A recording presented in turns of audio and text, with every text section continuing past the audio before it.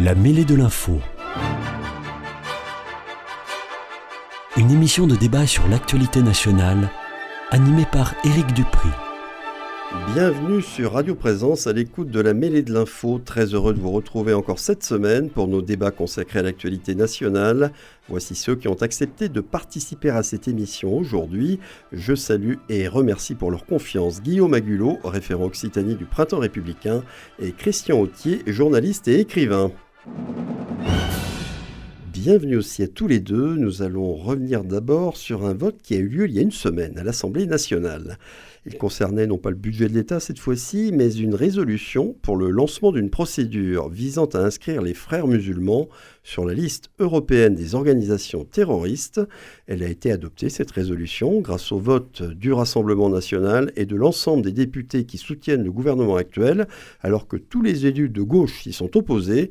Le texte proposé par les Républicains a fait l'objet auparavant de longs débats, parfois tendus, voire houleux. 157 députés ont voté pour et 101 ont voté contre. Cette résolution appelle donc la Commission européenne à engager une procédure pour inscrire la mouvance des frères musulmans et de ses responsables sur la liste européenne des organisations terroristes, et elle demande à ce que l'Union européenne réalise une évaluation juridique et factuelle du réseau international des frères musulmans. Est-ce que vous vous réjouissez personnellement du résultat de ce vote et que vous inspire la manière dont il s'est passé et la répartition des voix entre les divers groupes de l'Assemblée nationale? Je pose d'abord la question à Guillaume Agulot. Je suis sûr que vous avez suivi ça de près. Oui, évidemment, oui. Bonsoir et merci pour votre invitation. Oui, effectivement, c'est un vote qui est très intéressant dans tout ce qu'il raconte. Son résultat déjà objectif, les conditions dans lesquelles le débat s'est tenu, l'expression des votes, elle-même les conséquences aujourd'hui de ce vote. Donc ça fait effectivement beaucoup de choses à suivre. La première des choses d'abord à dire, c'est de quoi on parle quand on parle des frères musulmans. Une organisation salafiste. On dit souvent frérot-salafiste d'ailleurs, parce que c'est pareil. On parle de frérisme d'ailleurs. Voilà, le frérisme, le frérot-salafisme, tout ça, c'est exactement la même chose. On est vraiment sur la même logique. Et on parle de quoi? On parle d'une structure, il faut aussi le rappeler. On parle d'une structure qui prétend, au nom de leur propre lecture de la religion musulmane, de leur propre vision extrêmement rigoriste, extrêmement intégriste de leur vision de la religion musulmane, vouloir imposer en réalité ce qu'on appelle la charia, la loi islamique, comme devenant la règle commune. Et pour arriver à cet objectif, c'est quelque chose qui est extrêmement bien structuré. Les frères musulmans, c'est une mouvance qui naît en Égypte dans les années 1920. Donc, ils ne sortent pas d'un seul coup, là, pouf, on ne les découvre pas quelques mois avant ce vote. C'est une organisation centenaire. Exactement, c'est une organisation qui ne fait aucun mystère de ce qu'elle veut. Parmi ces éléments, on va citer entre autres, ils ne seront pas les seuls, bien sûr, la destruction d'Israël, quand l'État d'Israël a été créé, et surtout l'imposition de la norme islamique partout dans le monde. Et surtout, c'est une organisation qui prévoit dans ses écrits d'origine et, on le voit dans son application, qui prévoit le moyen d'y arriver. Et le moyen d'y arriver, c'est clairement expliqué, c'est faire basculer les opinions, manipuler les opinions, intervenir, peser sur le débat politique. Je rappelle juste qu'en France, c'est strictement interdit pour une organisation religieuse, quelle qu'elle soit, d'intervenir dans le débat politique. Ça s'appelle la loi de séparation des églises et de l'État. Elle date du 9 décembre 1905. Et donc, on a tous ces éléments-là combinés font que, progressivement, on n'a pas voulu voir ce qui se passait depuis très très longtemps. Et on en est arrivé à une situation assez effrayante aujourd'hui dans le pays. Alors, il y a eu des tentatives de réaction. Pardon de faire un petit peu d'histoire. La dernière en date, c'est la loi confortant le respect des principes de la République, dite loi séparatisme, du 24 août 2021, qui vise clairement, très très clairement, le salafisme, le frérot-salafisme, les frères musulmans. Tant dans son idéologie, dans la manière dont elle répond son idéologie, que dans ses moyens financiers. Tous les dispositifs de la loi sont orientés contre ça. Et je veux vraiment être extrêmement précis, on y reviendra bien sûr dans les échanges, je veux vraiment être extrêmement précis là-dessus. C'est une loi qui ne vise absolument pas, comme ce texte-là, qui ne vise absolument pas la communauté musulmane. C'est une loi qui vise une structure intégriste, islamiste, qui prétend imposer sa propre vision extrêmement rigoriste, extrêmement intégriste de ce qu'est la religion musulmane, dans laquelle je ne suis pas convaincu sincèrement que la majorité des musulmans de ce pays, de nos compatriotes et de nos concitoyens s'y retrouvent. On y reviendra sur ce point parce qu'il est important. Mais donc ce vote finalement a eu lieu. Alors le vote se traduit par une adoption, donc ça veut dire que dorénavant la France demande à l'Union européenne, au Conseil de l'Europe plus exactement, d'inscrire les frères musulmans sur la liste des organisations terroristes. Pourquoi faire ? D'abord, ça devient un outil juridique supplémentaire, ça permet d'interdire, ça permet de sanctionner, ça permet de saisir des biens, des comptes, des moyens de diffusion, de propagande, de communication. Ça permet, par exemple, c'est un débat qui nous agite beaucoup, de couper des canaux numériques de communication comme étant propagateurs du terrorisme, tout simplement, et de couper les canaux des chaînes TikTok, des chaînes qui peuvent être diffusées par satellite, etc., etc. Donc, ce qu'il faut bien comprendre, c'est que l'objectif de ce vote-là, c'est de renforcer des moyens pour qu'au niveau européen, il puisse y avoir suffisamment d'outils pour contrer ce qui est aujourd'hui objectivement une menace contre le fonctionnement démocratique et républicain de nos sociétés, pas simplement à l'échelle de la France, mais bel et bien à l'échelle européenne. Voilà, donc pour vous, il n'y avait aucun argument à faire valoir pour s'opposer à l'inscription des frères musulmans sur la liste européenne des organisations terroristes. Je vais même aller vous plus loin. Vous n'en voyez pas un seul. Je ne comprends même pas qu'il y ait eu un débat. Christian Authier, est-ce que vous êtes exactement sur la même longueur d'onde que Guillaume Agulot dans cette affaire ? Non, pas vraiment. Enfin, je souscris quasi totalement à la définition que vous avez donnée des frères musulmans. Un détail près dans un premier temps, c'est-à-dire que, comme je crois que vous l'avez souligné, l'avez rappelé dans le projet, c'est le terme de mouvance qui est utilisé. Oui, absolument. Parce que les frères musulmans, contrairement aux origines, ce n'est plus une organisation avec une adresse, un numéro de téléphone. C'est une mouvance transnationale qui contrôle, qui dirige par obédience ou par affiliation des associations, qui s'infiltrent, qui pratiquent la stratégie de l'infiltration. Mais ce n'est pas une organisation réellement structurée, ce n'est pas un parti politique. Et il y a énormément, il y a des centaines, et c'est transnational. Donc, selon chaque pays, les associations, les mouvements, les trucs sont différents. Ensuite, je suis tout à fait d'accord avec ce que vous avez dit, mais il y a quand même un angle mort dans votre propos, il manque l'adjectif terroriste. C'est-à-dire, à ce jour, voilà. Alors, justement, ce qui caractérise le mouvement, les frères musulmans, et le frérisme, le quiétisme aussi, dit-on, c'est d'utiliser des voies pacifiques. Les exemples politiques, ça a été Erdogan en Turquie, ça a été Morsi en Égypte, qui a été, lui, renversé par un coup d'État militaire et par la violence. Donc, quoi que l'on pense de leurs objectifs, ce sont des mouvements qui veulent instaurer l'islamisme et la charia par les voies civiles et pacifiques. Et par ce qu'on appelle le soft power. Ils peuvent adopter effectivement la lutte armée, ce qui s'est passé en Syrie pendant la guerre, où il y avait des groupes dirigés, ou encore une fois d'obédience ou de filiation des frères musulmans qui se sont battus dans un contexte de guerre. Mais leur philosophie, leur stratégie, encore une fois, c'est pas de poser des bombes comme Al-Qaïda, comme Daesh. Et par exemple, si on prend la France, les attentats qui nous ont frappés depuis 10 ans ou avant Mera, c'est pas du tout des gens. Alors ils pouvaient avoir côtoyé évidemment le salafisme, les frères musulmans, le frérisme, tout ce qu'on veut, mais c'est des gens qui étaient liés à Al-Qaïda, à Daesh, etc. Donc c'est ça que je trouve un peu curieux. Et après, sur le qualifier terroriste, qu'est-ce que ça va nous avancer alors que c'est pas réellement ou des organisations terroristes? Et après, sur le fond, le problème de ces dénominations, comme vous le rappeliez, ça peut avoir des répercussions concrètes, juridiques, politiques, policières, mais en fait, ça sert souvent à rien. Je citerai qu'un exemple, puisque chacun s'arrange après avec ses dénominations. Le fameux PKK, le parti des Kurdes de Turquie, qui est considéré comme une organisation terroriste par l'Union européenne et par les États-Unis, ce qui n'a pas empêché les mêmes, sans doute d'ailleurs à juste titre, de s'allier avec les émanations directes du PKK, politique et militaire en Syrie, pour lutter contre Daesh. Donc tout cela, après les classements dans les organisations terroristes, on en fait ce qu'on veut. Après, sur les passes d'Arad, ça c'est incontestable, mais c'est même pas du terrorisme. Les passes d'Arad, c'est une milice d'oppression aussi qui hélas, qui exerce sa violence et son arbitraire dans un pays bien précis et sur son propre peuple. Guillaume Agulot, qu'est-ce que vous répondez à l'argument qu'a avancé donc Christian Authier pour dire est-ce que c'est vraiment une mouvance terroriste, une organisation terroriste plutôt ? Voilà, mais tout le terme est là. Et si effectivement, j'ai pas parlé, c'est pas utilisé le mot terrorisme en ce qui concerne la France, effectivement, c'est qu'il y a des raisons, encore que je vais le nuancer dans la deuxième partie de mon propos. En revanche, à l'échelle européenne, les frères musulmans n'ont pas toujours adopté cette stratégie, qui est la stratégie majeure. Dans les pays dans lesquels le nombre de leurs coreligionnaires et donc pour eux de leurs cibles potentielles pour exercer leur soft power est important et auquel cas effectivement c'est par ce biais-là qu'ils fonctionnent. On a un pays de l'Union européenne, c'est l'Autriche, qui pourtant interdit le blasphème dans son code pénal, etc. Attention, interdiction de publier les caricatures, par exemple, ce que Charlie Hebdo avait fait, et d'autres journaux d'ailleurs avant, rappelons-le.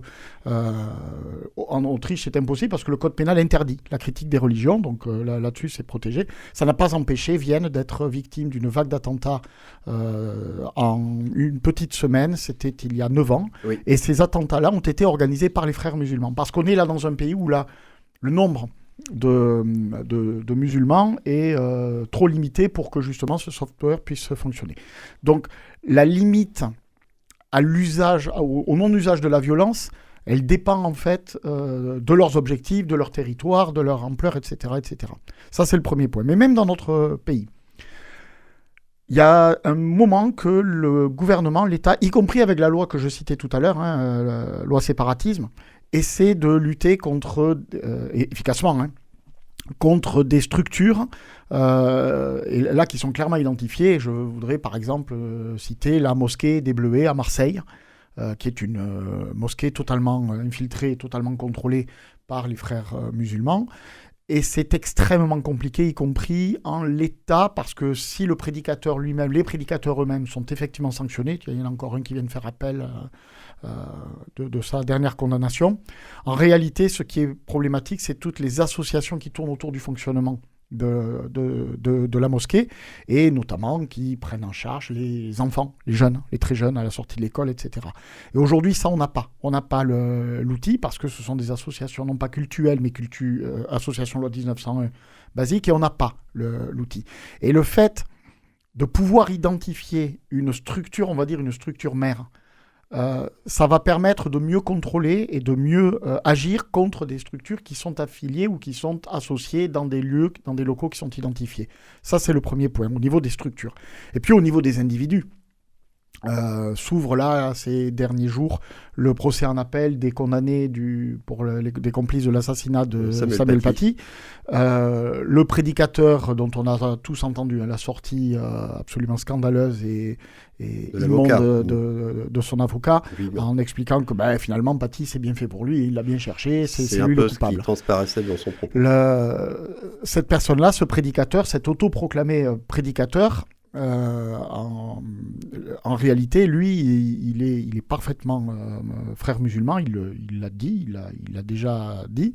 Si cette loi existe, ça veut dire qu'à ce moment-là, il devient possible, parce qu'il est identifié comme tel, à ce moment-là, de le sanctionner. Et pour être très très clair, il y a quelques années en arrière, avec une telle loi, cette personne n'aurait pas pu rentrer dans le bureau de la principale du collège. Comme il l'a fait, on sait toujours pas à quel titre d'ailleurs, comme il l'a fait en présence du père de la jeune fille dont on a su après que cette jeune fille avait menti. Et on sait très bien les conséquences que ça a eu avec Sefraoui, qui d'abord a mis une énorme pression sur la chef d'établissement et qui ensuite, dès la sortie de ce rendez-vous, sur ses réseaux, a désigné, a donné le nom de l'enseignant. Et on sait très bien tous comment cette séquence absolument terrifiante s'est terminée.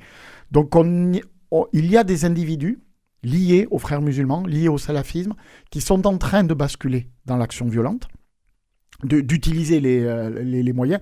Est-ce que c'est pour eux le but de ne pas être débordés par d'autres plus violents pour pouvoir garder aussi leur influence? Ça, j'en sais rien. Mais ce que je sais, c'est que ce qu'était le fréro-salafisme il y a quelques années est quand même aujourd'hui en train d'évoluer, pas partout en France, mais c'est quand même aujourd'hui en train d'évoluer vers des choses qui relèvent de plus en plus de la pression individuelle au nom de l'idéologie. Alors, je suis bien d'accord, on a des éléments pour contrôler les individus. Encore faut-il qu'on puisse savoir les identifier, et une telle résolution pourrait permettre aux services, notamment de police et de renseignement, de mieux exercer, de mieux coordonner, parce qu'à ce moment-là, ça deviendrait une résolution européenne. Question entière. Non, juste, j'espère que ce que vous dites de l'application hypothétique de cette loi paraît effectivement séduisante. Après, faudra voir son application concrète. Par exemple, en France, ça demanderait, on a beaucoup parlé ces derniers mois ou ces dernières années de l'infiltration, la prise de contrôle par les frères musulmans d'associations sportives.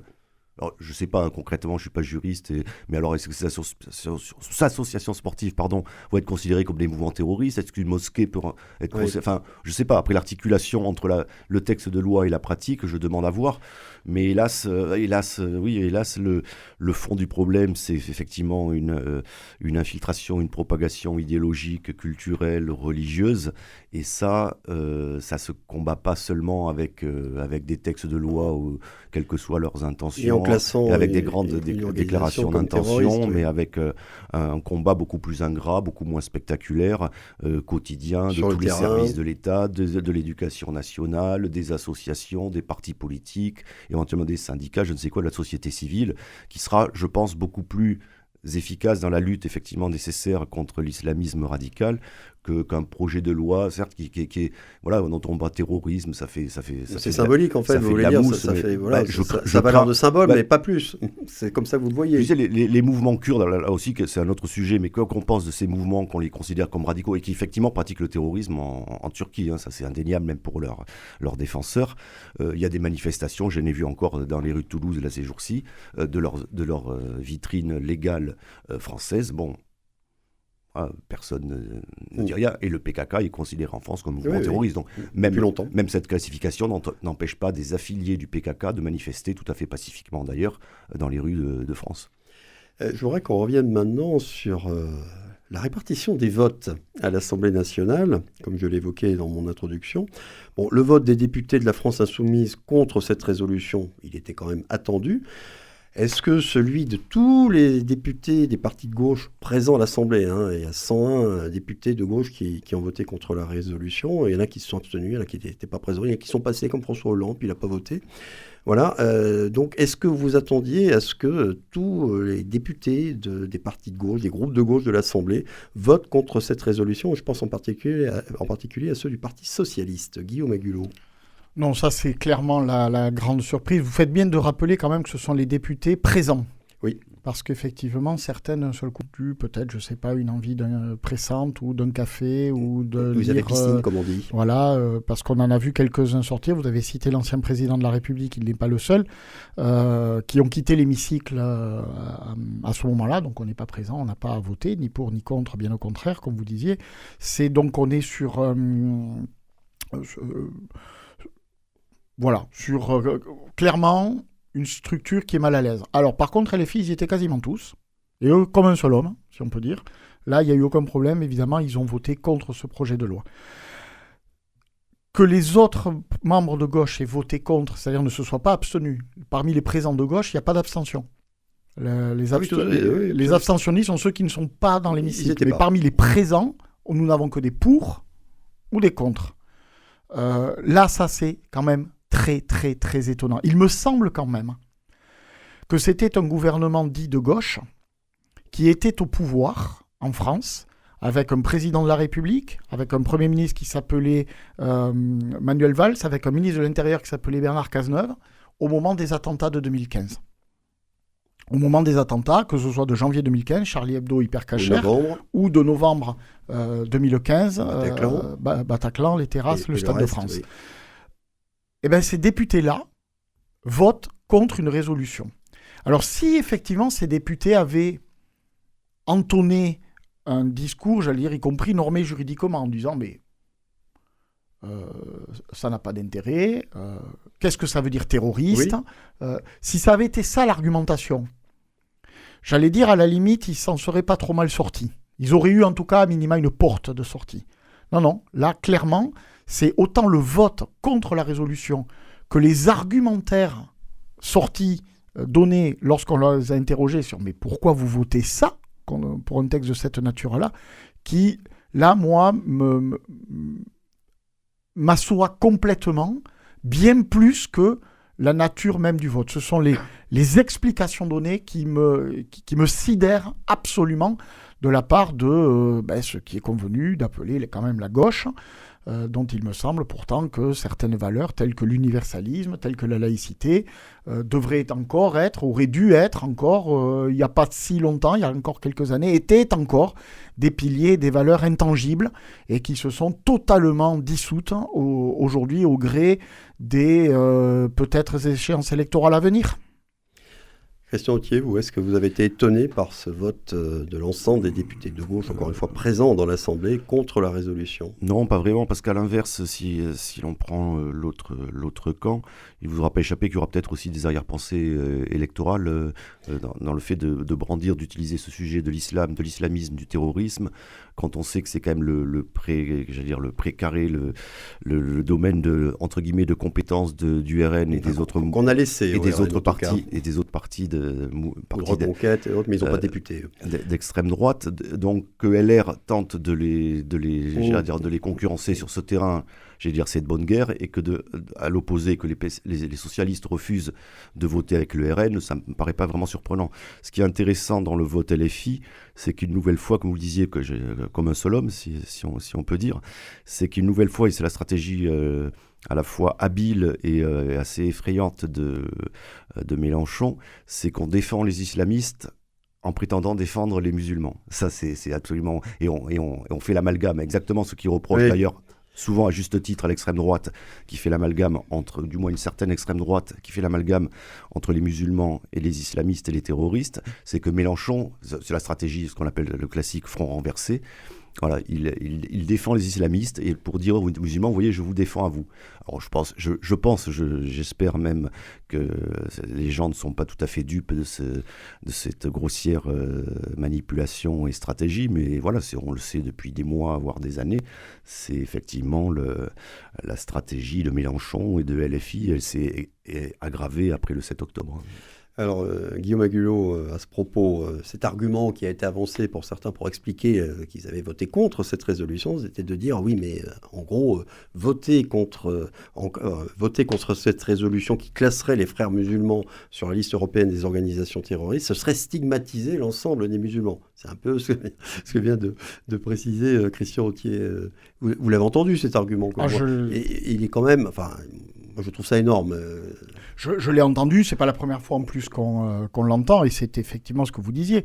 On est parfaitement là dans de l'amalgame, dans de l'assignation, et les premières personnes qui sont mises en danger par ces mouvements, par ce mode de fonctionnement-là, c'est très clairement nos compatriotes et nos concitoyens qui sont de culture, de confession, de religion musulmane, qu'on est en train de plus en plus d'abord d'utiliser, de manipuler, d'assigner, de penser à leur place, parce que c'est ça, l'assignation et l'amalgame, c'est je pense à ta place et je te dis puisque tu es comme ça, je te dis ce que tu es, puisque moi je t'assigne à cette place-là. Donc ça, c'est déjà quelque chose d'inacceptable. Ça va même encore plus loin. Avant, c'était effectivement exclusivement, si on pouvait dire, l'apanage de l'extrême droite, ou de grands pans de l'extrême droite qui s'est vautré dans ces modes de fonctionnement pendant très longtemps. Depuis quelques années, ils sont rejoints pas forcément avec la même pensée, mais avec exactement la même arrière-pensée, c'est-à-dire les récupérer des votes. Aujourd'hui, c'est l'extrême gauche qui leur emboîte le pas et qui danse un pas de deux absolument effrayant. Qu'est-ce que ça dit, ça, en réalité ?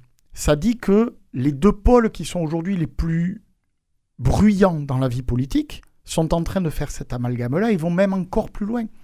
Ce qui est dit, quand nous essayons de faire entendre d'autres voix, c'est que très clairement, l'extrême droite explique qu'on ne peut pas être musulman et républicain. Choisis ton camp, camarade, puisque tous les musulmans sont islamistes. Et l'extrême gauche dit, non, quand on est musulman islamiste, c'est la même chose, et de toute façon, on fait partie de la nation, donc l'islamisme fait partie de la nation. Au milieu de ça, nous avons d'abord, ça positionne encore une fois nos concitoyens, nos compatriotes de culture, de confession, c'est à eux que je pense, de tradition musulmane, ça les met dans une position de conflit de loyauté qui est absolument épouvantable. Soit tu corresponds à ta case, la case musulmane, soit tu es républicain. Mais tu ne peux plus être les deux. C'est fini. C'est soit l'un, soit l'autre. Et c'est vraiment choisis ton camp. Et si tu ne choisis pas la case que j'ai voulu t'assigner, alors tu seras un traître au lieu de tous les autres de la case qui sont aujourd'hui constitués comme un bloc. C'est ce déferlement, c'est les conséquences du déferlement du communautarisme qui est instrumentalisé absolument. Et moi, c'est ça véritablement qui m'inquiète. Vous voyez aussi ce danger, Christian Autier? Oui, c'est ce que j'essayais de développer tout à l'heure. C'est une stratégie des deux côtés qui vise à essentialiser les individus. Mais moi, c'est quelque chose que j'ai déjà évoqué avec votre micro, mais comme je pense que Guillaume Agul aussi, nous sommes une génération qui a un âge certain, voire un certain âge. On est tous de la même génération. Je me souviens très bien ce basculement avec l'irruption du mot musulman dans le débat public français, le débat politique. C'est après les attentats de 2001, où tout d'un coup, ce terme, et c'est très frappant, prenez un journal, Le Monde, Libération, Le Figaro de 1991, de 2000, sur les sujets qui touchent à l'immigration, au terrorisme, à la religion, même là, la religion, le mot musulman n'apparaît quasiment jamais. On parlait des immigrés, des populations arabes venues du Maghreb, des Maghrébins, tout ce qu'on veut, des beurs, la marche des beurs. Le mot musulman qui renvoie d'abord à l'affirmation religieuse, bien avant culturelle, est apparu et a été instrumentalisé par des tas de dérapages verbaux. Je me souviens évidemment de Nicolas Sarkozy. D'abord, il y a ce chiffre magique, il y aurait 5 à 7 millions, ça dépend, de musulmans en France. Ah bon? Mais alors, c'est quoi comment vous faites pour les reconnaître? Ça renvoie la couleur de la peau, ça veut dire que tous les Maghrébins ou tous les subsahariens, une partie des subsahariens sont musulmans. Mais alors les Tchétchènes, les convertis entre guillemets de souche, comment vous faites pour les Turcs, Ou je me souviens aussi d'une sortie donc, de Nicolas Sarkozy qui avait salué la nomination d'un préfet musulman. Oui. Enfin, c'était d'apparence musulmane. Parce que cet homme avait effectivement un patronyme venu d'Afrique du Nord. Et ce préfet, très, très justement et presque audacieusement, avait rappelé, mais moi je ne suis pas du tout musulman, je m'appelle monsieur, je suis comme ça, je suis de nationalité française, je suis préfet de la République, vous ne savez pas si je suis musulman ou pas. Mais voilà, il y a ce problème aussi depuis le débat a été pollué maintenant qui est incontournable, et nous venons de l'utiliser aussi, par cette irruption, tout d'un coup, la notion de musulman qui renvoie à une religion, mais qui nous ferait croire qu'il y aurait 6 millions ou 7 millions de gens français qui seraient convertis à l'islam. Ce que on peut douter, malgré la fréquentation et le déploiement des mosquées, on ne voit pas tellement... Après, il y a d'origine musulmane, éventuellement, puis il y a la pratique derrière, et ça, c'est encore autre chose. Ça existe aussi, évidemment, pour les chrétiens. Pour terminer sur ce sujet, l'organisation des frères musulmans, je le rappelle, est interdite en Arabie Saoudite, aux Émirats Arabes Unis, au Bahreïn, en Jordanie. Est-ce que vous pensez que... En Autriche, suite aux attentats. Alors, en Autriche, mais là je parlais de pays justement à majorité musulmane. Alors, est-ce que vous pensez qu'elle va être inscrite sur la liste européenne des organisations terroristes? Parce que pour que ça aboutisse, il me semble bien qu'il faut que ce soit à l'unanimité du Conseil de l'Union européenne, des membres du Conseil de l'Union européenne. Vous pensez que ça va aboutir, ça? Et est-ce que ça aurait, je reviens à ça, ça aurait une valeur de symbole finalement, et que ce serait pas plus mal que ce soit le cas? Ça ne va pas dépendre de ce qui se passe en Europe, ça va dépendre de ce qui se passe en Turquie. Parce qu'il y a ce débat aujourd'hui, justement, actuellement, Erdogan qui essaye de contrôler un petit peu mieux ce qui est en train de se passer autour de lui. Si Erdogan pose un contrôle là-dessus, alors l'Allemagne pourra voter sans aucun problème. Si Erdogan ne pose aucun contrôle sur les frères musulmans, je pense qu'honnêtement, jamais l'Allemagne ne votera ce texte. Christian Autier? Non, je ne crois pas qu'il sera voté à l'unanimité. Et après, pour relever la liste des pays que vous évoquiez, c'est vrai qu'ils ne feront pas vraiment rêver. Et si l'Arabie Saoudite est contre les frères musulmans, c'est au nom du wahhabisme qui... je sais pas, le degré dans le fanatique, je crains même que le wahhabisme soit pire que le salafisme et le frérisme. Oui, tout à fait. Bon, la balle est maintenant dans le camp de la Commission européenne et des membres du Conseil de l'Union européenne concernant l'avenir de cette résolution. Appelons donc à inscrire les frères musulmans sur la liste européenne des organisations terroristes. Nous allons faire la petite pause habituelle dans cette émission. On revient dans une vingtaine de secondes pour débattre d'un autre sujet. À tout de suite.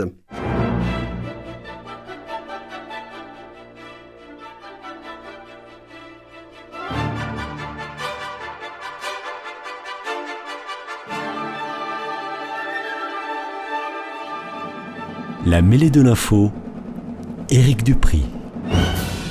Retour au direct avec mes deux invités, Guillaume Agulot et Christian Autier, à qui je propose maintenant de débattre autour d'une idée lancée par Gérald Darmanin. Le ministre de la Justice était dimanche dernier l'invité de la chaîne LCI, où il a fait une proposition ayant trait au très sensible sujet de l'immigration en France. Il imagine la suspendre temporairement pour une durée de 2 à 3 ans. Et cette suspension précéderait la mise en place d'une politique de quotas dont l'ampleur serait déterminée avec les Français par le biais d'un référendum. Elle s'appliquerait à l'immigration régulière, donc il a précisé, le regroupement familial, l'immigration de travail, mais elle ne serait pas totale.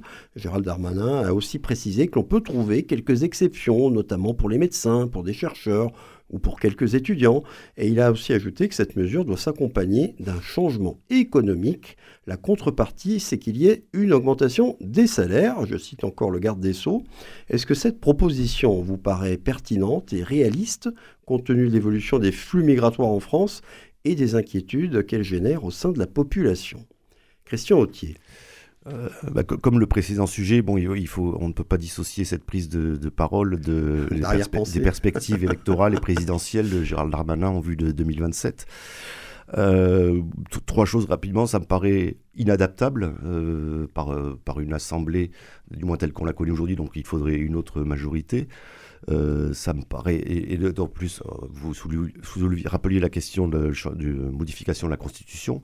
Donc là, c'est le Parlement, et je crois, je ne sais plus si c'est les 2/3 ou les 3/5 des parlementaires. 2/3 de mémoire du Parlement. Des députés et sénateurs. Donc, ouais. Ça rend l'hypothèse encore plus farfelue. Ensuite, elle serait difficilement applicable.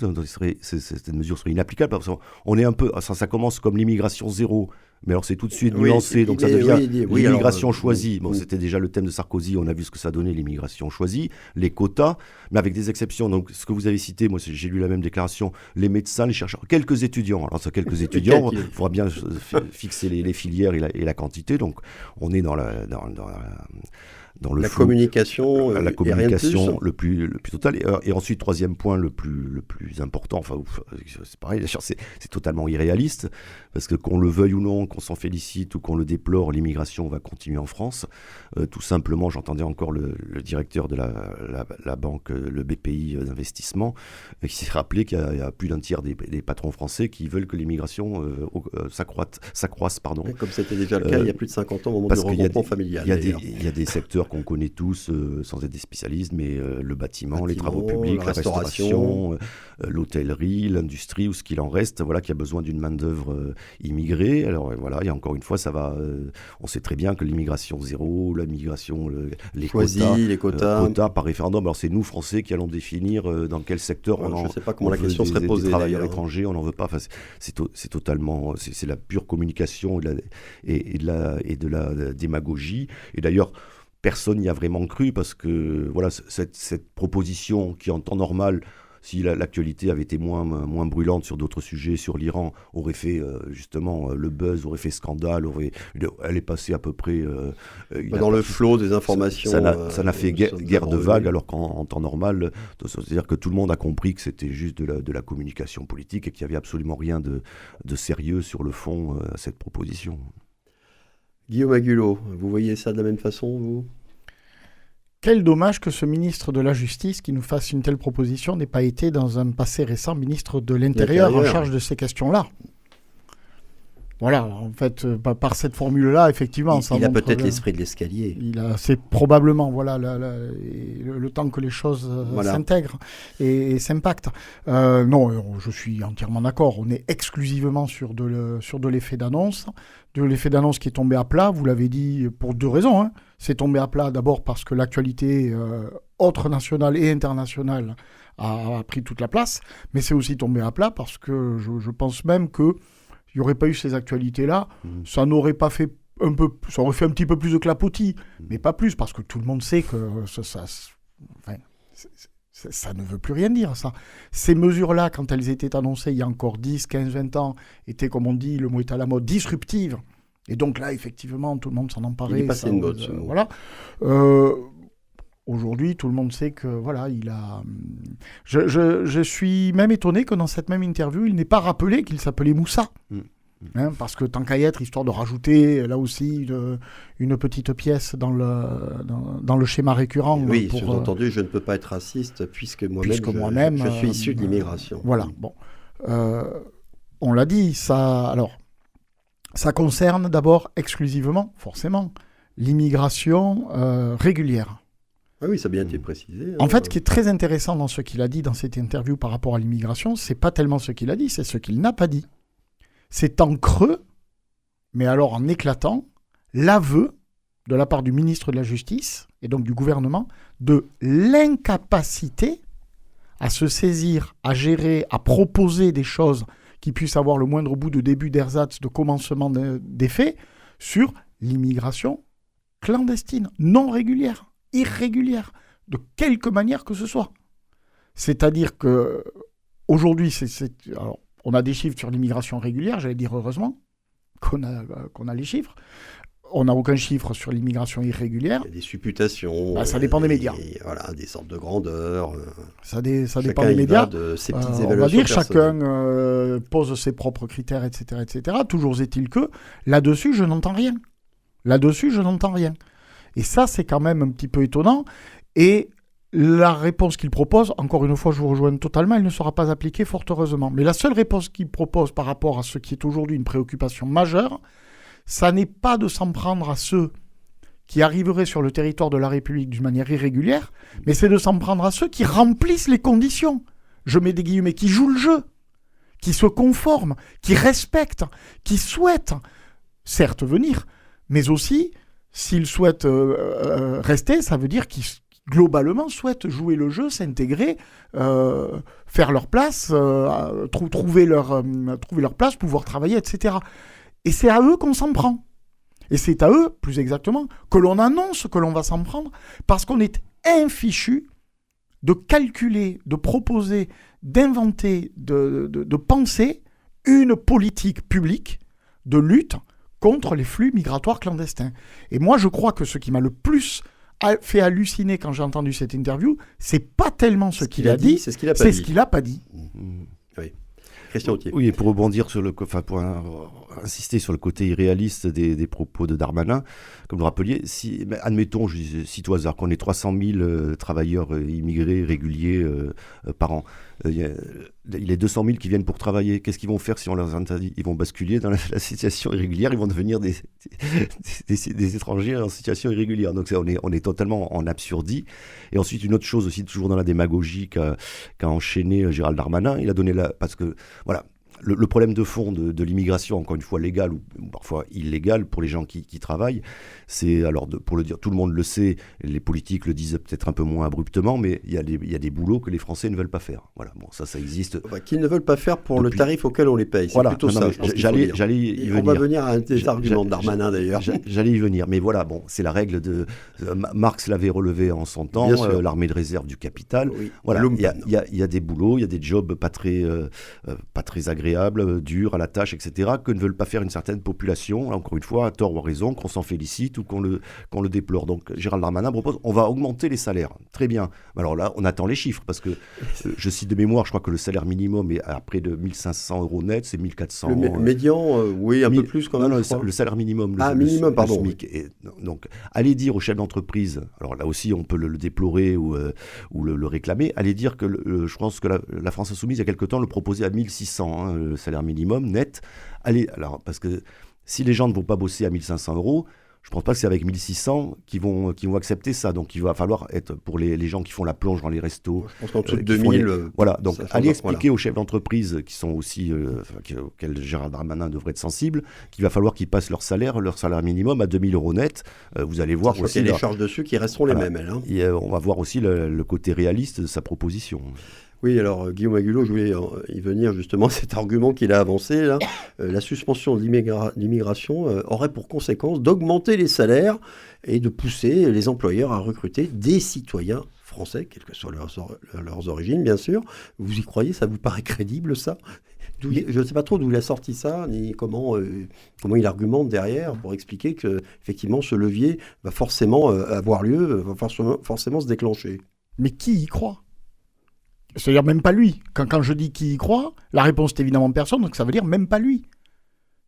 On est aujourd'hui dans un système où on est clairement, c'est la loi du marché avec une main de plus en plus invisible et de moins en moins efficace, où effectivement c'est la pression économique qui prévaut partout, et où on sait très bien qu'il y a un nombre incalculable d'emplois qui sont même pas payés, qui sont même pas sous-payés, qui sont, je sais plus quelle expression utiliser.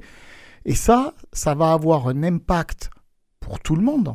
Parce que si effectivement, allez, raisonnons, quitte à être absurde, allons sur ce chemin-là, raisonnons par l'absurde et nous passons effectivement dans cette logique-là. Donc ça veut dire que toutes ces personnes que nous voyons qui viennent apporter des colis alimentaires, qui viennent livrer les repas, on les paye à 1006, 1008, 2000. Ça veut dire que là, les premières personnes, vous allez voir qui vont hurler, ce sont toutes ces personnes qui commandent auprès de ces plateformes. Parce que ça veut dire que... ça va être répercuté sur le client, inévitablement. Bien évidemment, ça veut dire que le prix de la livraison devant couvrir, même X livraison, devant couvrir ce salaire plus les charges, ça veut dire que très concrètement, votre repas à chaud va arriver au prix d'un repas que vous iriez prendre dans un restaurant. En fait, pas tout à fait, parce que dans le restaurant, le prix lui-même aura augmenté parce que ça veut dire à l'arrière, etc. C'est l'inflation derrière. Donc ça veut dire que du coup, tout le monde doit être augmenté pour pouvoir continuer à mener une activité. Et on en arrive exactement au mot que vous venez de dire. Nous en arrivons dans une politique inflationniste. Et chacun sait qu'aujourd'hui, vu les comptes publics de la France et la situation économique dans son ensemble, c'est pas exactement la solution d'avenir, que ce soit chez nous ou que ce soit ailleurs. Oui, un mot pour rebondir sur l'évocation que vous faisiez à propos de ce qu'on appelle parfois des jobs jetables ou des expressions jobs, comme disent les anglo-saxons. Plus encore marquées. C'est que je me souviens, il y a déjà longtemps, certaines entreprises de livraison avaient défrayé la chronique parce qu'on s'était rendu compte que parce qu'il faut être, alors ils ont le statut d'auto-entrepreneur, mais il faut être en situation régulière pour exercer. Et donc des gens en situation régulière parce que c'est des boulots quand même absolument, enfin je veux pas être, c'est pas du tout méprisant, mais c'est des boulots absolument horribles, enfin c'est très dur, ils sont dehors, ils pédalent comme des dingues. C'est dangereux, c'est même dangereux.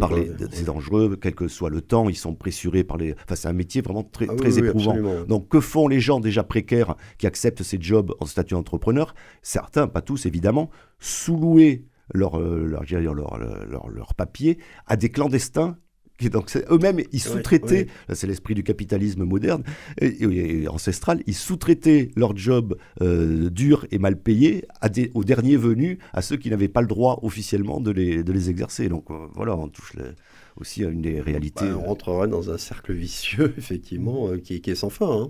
Ah oui, et qui amènerait en plus, je pense, si on en était là avec ce contrôle-là, avec immigration régulière, avec papier, etc., à une obligation certainement, puisque ce serait toujours travailler pour la même plateforme, de requalification de tous ces contrats en contrats salariés. Et donc ça veut dire qu'on a tout un pan de notre économie moderne. Ça concerne les repas, mais ça concerne les livraisons, les achats sur les plateformes Internet. Oui, on ne va pas donner de nom d'entreprise, mais on voit très bien tout le monde pensez. C'est à quoi je pense, qui est aujourd'hui devenu, dans les services, l'employeur majeur de notre économie, et qui va s'effondrer, tout simplement parce que, effectivement, en l'état, c'est inapplicable. Et donc, c'est certainement pas en expliquant qu'on va augmenter les salaires, parce qu'in fine, ça voudra dire donc les salaires de tout le monde, que cette mesure-là pourra avoir du sens. D'autant plus que, revenons quand même sur les chiffres, qu'on a évoqué. Alors oui, bon, c'est 314 000 accordés l'an dernier. 384 000, il me 384 000, pardon. Et voilà, il y a eu un peu plus de 10% d'augmentation. Très bien, donc c'est ça qu'on arrête. Pas tout à fait, vous l'évoquiez, parce qu'en réalité, on va quand même garder quelques étudiants. Il me semble en plus que la France a signé quelques traités internationaux par rapport à la protection des réfugiés, des personnes qui sont menacées dans leur pays. Ça heureusement aussi à remettre en cause ça, si on veut aller au bout de ça veut dire ça veut dire qu'il faut casser ça. Ou alors, donc ceux-là sont exclus, très bien, donc il suffirait simplement, j'allais dire, pardon d'être mauvais esprit, de se déclarer comme étant, puisque ces statuts-là sont souvent sur le déclaratif, hein. Il suffirait de se déclarer comme étant en danger pour obtenir ce statut, passer outre. Enfin, nous en arrivons à une situation qui est, y compris en l'application des textes actuels, déjà totalement ubuesque, qui sera, vous l'avez dit, totalement inapplicable, et qui nécessiterait, pour commencer simplement, à pouvoir être voté. Je ne parle même pas d'appliquer, des changements législatifs et constitutionnels qui sont aujourd'hui strictement inenvisageables, et je vais même aller plus loin, strictement inenvisageables avant 2027, après 2027, quelle que soit l'issue. Oui. Alors il y a des chiffres, effectivement, là, qui sont tombés, là, qui viennent du ministère de l'Intérieur, concernant l'évolution des titres de séjour attribués ces dernières années, notamment en 2025, et puis sur l'immigration en général en France. Alors, est-ce qu'il faut tout de même trouver un moyen de la réduire, cette immigration régulière et a fortiori clandestine? Et qu'est-ce qu'il faudrait faire? Qu'est-ce que vous attendez là-dessus? Il y a une attente des Français, semble-t-il. Il y a des sondages qui tombent régulièrement. Les Français, oui, il faut réduire l'immigration. Certains voudraient même carrément l'arrêter, comme Gérald Darmanin. Qu'est-ce que vous attendez de nos politiques sur ces questions? Qu'est-ce qu'on attend aussi des Français? Il ne faut pas tout attendre des politiques. Je pense qu'il y a aussi une schizophrénie dans l'opinion, la population française. C'est qu'effectivement, il y a un discours qu'on peut comprendre majoritairement anti-immigration, qu'elle soit légale ou illégale, et évidemment illégale, puisque ça devrait être quand même la base, une partie de notre extrême gauche. Le respect de la loi pour que ce soit, normalement, ça devrait être la base. Pas du tout dans cette juste mobilisation contre l'immigration irrégulière, ce qui devrait être le cas de tous les élus et de tous les républicains. Enfin bon, à part terminé, mais il y a quand même une schizophrénie globalement dans cette opinion publique française, dans la population, ce sens que, comme on citait pour rester sur ces exemples, l'économie fonctionne quand même grâce à cette main-d'œuvre mal payée, ou pour les clandestins, les irréguliers sous-payés. Donc nous profitons, certains du moins d'entre nous, dans notre vie quotidienne, des services que ces gens-là effectuent. Donc voilà, il faudra effectivement, comme vous le disiez, si on veut lutter, y compris contre la situation irrégulière ou contre l'immigration en général, il faudra remettre les Français au travail. Voilà, il faudra leur dire vous allez accepter des jobs, on va mal payés, difficiles, réformer effectivement l'assurance chômage. On va faire comme dans certains pays, si vous refusez 3 emplois, on vous raye des trucs. L'étudiant qui a fait bac plus 8, il va être plongeur dans un restaurant à 1 400 € par mois. Voilà, oui, on est d'accord pour réduire l'immigration, mais après faut en payer, faut en accepter les conséquences dans son ensemble. Guillaume Agulot. Je rejoins ce que vous dites sur le principe général. Ce dont nous avons besoin sur ce sujet-là, comme sur d'autres d'ailleurs, mais sur ce sujet-là particulièrement, c'est celui qui nous occupe en ce moment, c'est d'honnêteté. D'honnêteté d'explication, d'honnêteté dans le constat que l'on pose, d'honnêteté dans les propositions que l'on fait. Et des conséquences des propositions. Parce que des conséquences souvent, c'est pas abordé. Que ça aura. C'est-à-dire sortir de l'anathème, sortir du buzz, sortir du clapotis dans la mare que j'évoquais tout à l'heure. Pour répondre très précisément à votre question, pour nous, ce que nous ne souhaitons pas, c'est l'arrêt de l'immigration. Pour plein de raisons, y compris économiques. C'est pas moi qui le dis, gauche républicaine, universaliste et laïque, c'est le patronat qui le dit qu'il a besoin de l'immigration. Donc c'est même pas moi qui le dis. Mais aussi pour des raisons historiques. La France, là-dessus, au regard de l'accueil de l'autre, la France, c'est quelque chose par rapport à ça. Mais ça ne veut pas dire l'accueil de tous, et ça ne veut pas dire l'accueil n'importe comment. C'est surtout ça. C'est pas tellement l'accueil de tous, c'est l'accueil n'importe comment, à n'importe quelle condition. Et donc le seul moyen de recréer une politique d'immigration et d'intégration, parce qu'in fine, l'objectif de l'immigration, c'est l'intégration, c'est effectivement d'arriver à lutter sur 2 aspects. D'abord, la lutte contre l'immigration irrégulière. Et je vous rejoins totalement quand j'entends cette espèce d'hypocrisie qu'on nous enrobe de moraline, parce qu'il faut faire joli quand même, la main sur le cœur, les droits de l'homiste, etc., tout ce que l'on voudra. La Déclaration des droits de l'homme et du citoyen, c'est ce qui est dans mon bureau, c'est ce que je regarde tous les jours. Et je la lis. Moi, je ne me contente pas simplement de la vénérer, de l'idolâtrer, je la lis et je comprends ce qu'elle pose comme projet de société. Et ce qu'elle pose comme projet de société, c'est accueillir dignement chacun. Pas accueillir tous, accueillir dignement. Ça, c'est le premier point. Considérer chacun. Donc, ça veut dire lutter contre cette immigration irrégulière. Et pour lutter contre l'immigration irrégulière, ça ne veut pas dire taper sur les immigrés clandestins. Ça veut dire taper sur les filières d'organisation de cette immigration irrégulière. Ça, c'est un premier point. Il y a un deuxième point. Il me semble que nous avons, alors ça aussi, c'est un grand débat, il me semble que nous avons chaque année des milliers de décisions de justice qui visent à obliger des personnes, à imposer à des personnes de quitter le territoire national. l'obligation de quitter le les territoire fameuses des fameuses OQTF, dont, semble-t-il, seulement 10% seraient appliqués. Et c'est vrai qu'il y a des choses... Alors, est-ce qu'on expulse un Afghan en Afghanistan? Non. Clairement, non. La question, j'allais dire, ne se pose même pas. Est-ce qu'il n'y aurait pas moyen d'expulser, de trouver des moyens d'expulser des personnes? Je vous signale quand même, il y a des pays qui refusent d'accueillir leurs OQTF, mais qui continuent malgré tout de les accueillir lorsqu'ils y vont en vacances. Voilà. Oui. Pas dans le cadre de l'application d'une OQTF, mais en vacances. Alors, ils nous expliquent que quand c'est l'application de l'OQTF, c'est pas possible parce que c'est trop dangereux pour eux, mais par contre, tous les étés, ils y vont. Donc, je sais pas, on doit parler de pays, et pour être très très clair, des pays de l'autre côté de la Méditerranée, voilà.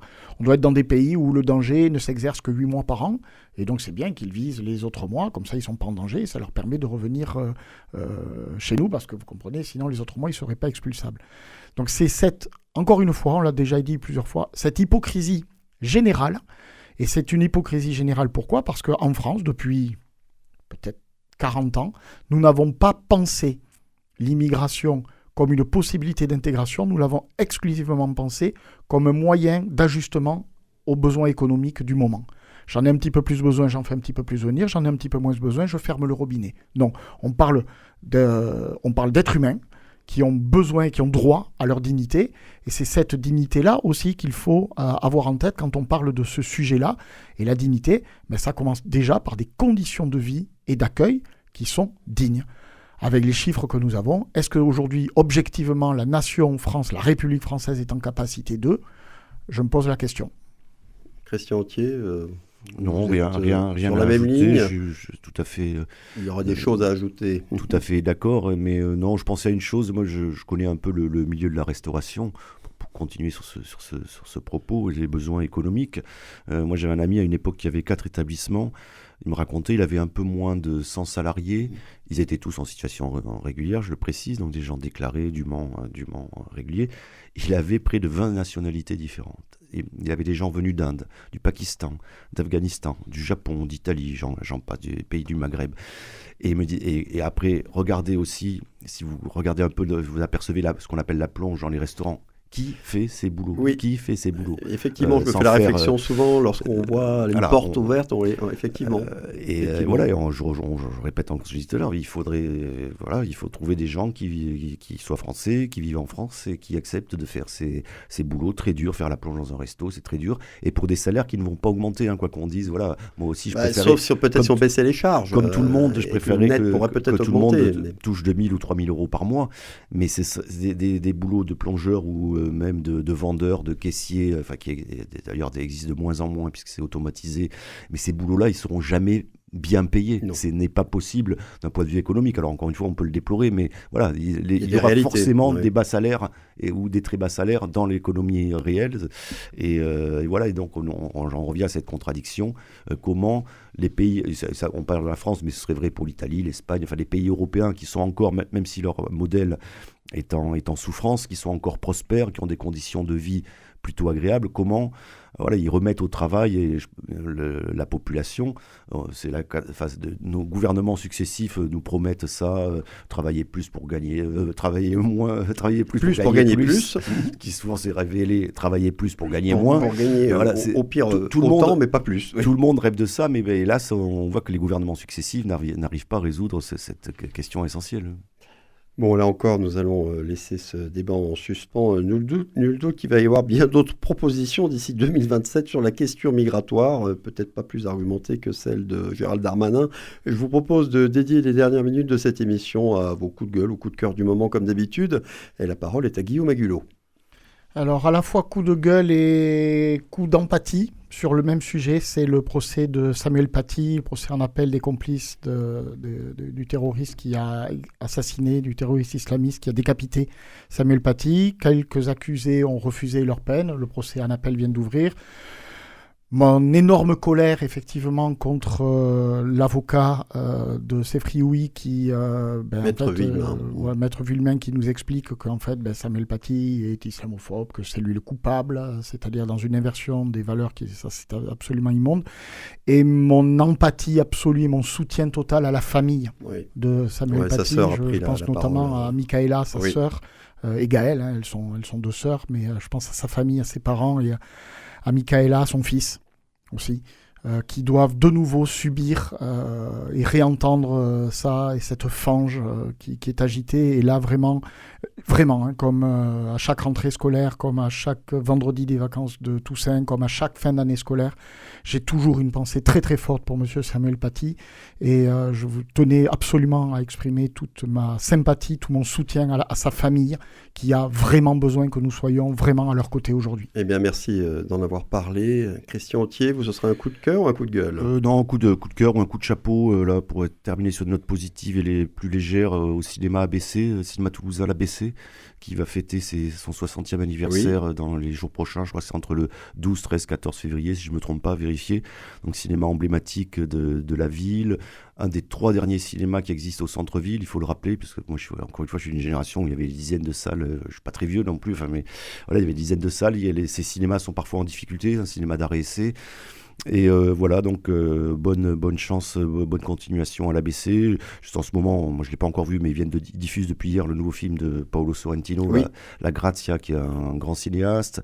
Ils ont à l'affiche en ce moment un film d'un réalisateur espagnol, Jonas Trueba, qui est excellent aussi, qui s'appelle La Reconquista. Enfin bon, c'est un cinéma auquel on peut aller, j'allais dire presque les yeux fermés, même s'il vaut mieux les ouvrir pendant les séances. Et voilà, bonne longue vie à l'ABC. Cinéma dont nous parlons souvent, en tout cas nous parlons souvent de sa programmation sur Radio Présence. C'est la fin de cette 217e mêlée de l'info. Merci à tous les deux d'y avoir participé et d'avoir débattu dans les règles. C'était très intéressant. Merci également à Coraline Camebrac, la réalisatrice de cette émission. Le podcast est disponible et téléchargeable dès maintenant, comme d'habitude, sur le site web de Radio Présence. Et merci bien sûr à tous ceux et toutes celles qui nous ont écoutés aujourd'hui. Rendez-vous jeudi prochain. À bientôt.